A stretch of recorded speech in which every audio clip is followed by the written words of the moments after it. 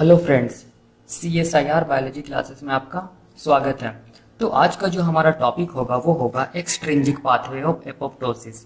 इस extrinsic pathway को हम लोग डेथ रिसेप्टर पाथवे भी बोलते हैं। तो देखो इसमें क्या होता है, तो हम लोग बोलेंगे एक्सट्रिंजिक पाथवे होने के लिए दो चीज होना पड़ेगा।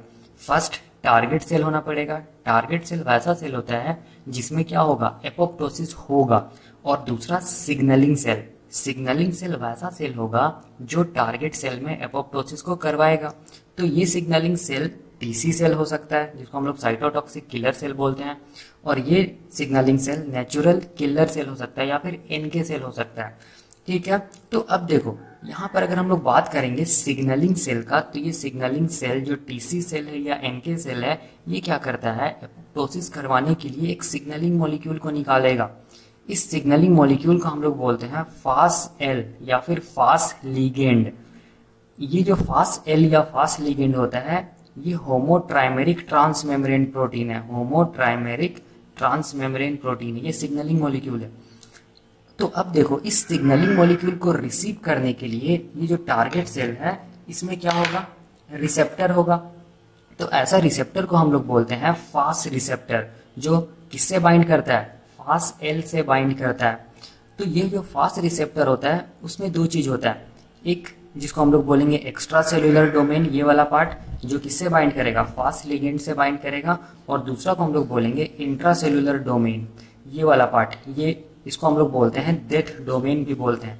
ये किससे बाइंड करेगा, तो ये बाइंड करेगा FADD से।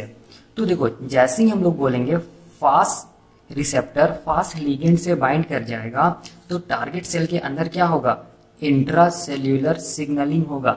और इस इंट्रासेल्यूलर सिग्नलिंग के कारण एक प्रोटीन एक्टिव होगा जिसको हम लोग बोलेंगे FADD, फास एसोसिएटेड डेथ डोमेन। ये एक्टिवेट होगा। अब ये FADD क्या होगा, हम लोग बोलेंगे ये FADD डेथ डोमेन के साथ, जो फास्ट रिसेप्टर का जो डेथ डोमेन होता है उसके साथ देखो बाइंड कर जाएगा। ठीक है, और ये FADD का भी दो डोमेन होता है। एक जो डोमेन होता है वो बाइंड करता है किसके साथ, फास्ट रिसेप्टर के डेथ डोमेन के साथ, और जो दूसरा डोमेन होता है वो बाइंड किस करता है, प्रोकैस्पेज 8 के साथ। तो जो डोमेन प्रोकैस्पेज 8 के साथ बाइंड कर रहा है उसको बोलते हैं डेथ इफेक्टर डोमेन, DED।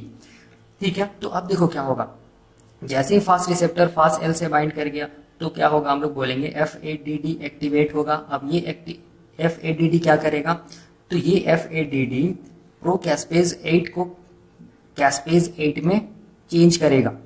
जैसे ही प्रोकैस्पेज 8 कैस्पेज 8 में चेंज हो जाएगा, तो अब ये कैस्पेज 8 प्रोकैस्पेज 3 को एक्टिव फॉर्म में चेंज करेगा जिसको बोलेंगे कैस्पेज 3।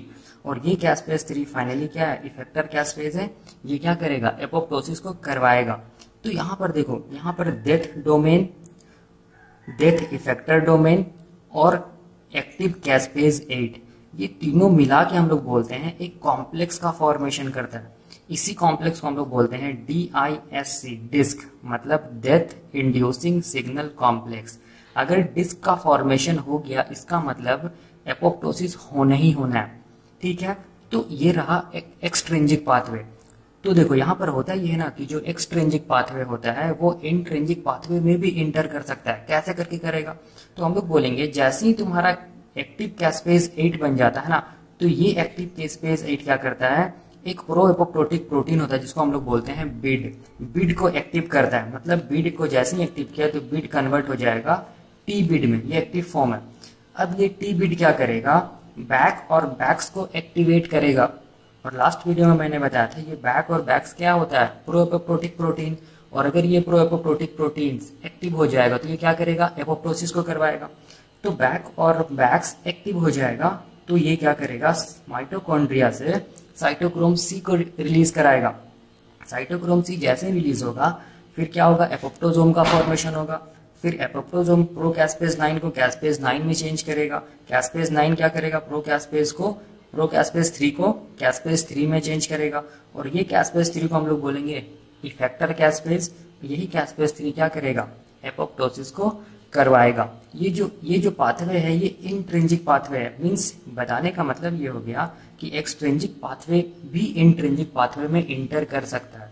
तो इंट्रिंसिक पाथवे का डिटेल मैंने लास्ट वीडियो में बता दिया है, आप लोग उसको देख सकते हैं। तो it's all about the extrinsic pathway of apoptosis. Thank you.